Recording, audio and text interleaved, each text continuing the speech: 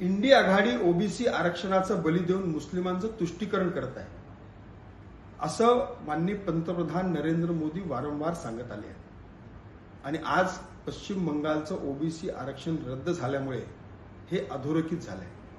माननीय कलकत्ता उच्च न्यायालयाच्या ध्यानात जेव्हा ओबीसी आरक्षणाचा गोंधळ लक्षात आलं तेव्हा माननीय उच्च न्यायालयाने त्याला फुल्ली मारली।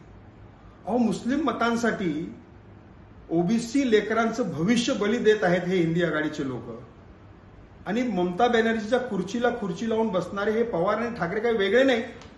काँग्रेसने तर आपल्या घोषणापत्रात सांगितलं की आम्ही ओबीसीचं आरक्षण मुस्लिमांना देऊ। इंडिया आघाडीचं एकच धोरण, हिंदू हटाओ मुस्लिम को फुसलाओ। हिंदू हृदय सम्राट बाळासाहेब ठाकरेंचे पुत्र हिंदू विरोधी षडयंत्रात सामील आहेत ह्याचं आम्हाला फार दुःख वाटतं। पण उद्धवजी एक मात्र लक्षात ठेवा, हिंदूंना दफन करण्याच्या तुमच्या पूर्ण षडयंत्राला आम्ही हाणून पाडू एवढं नक्कीच समजून घ्या।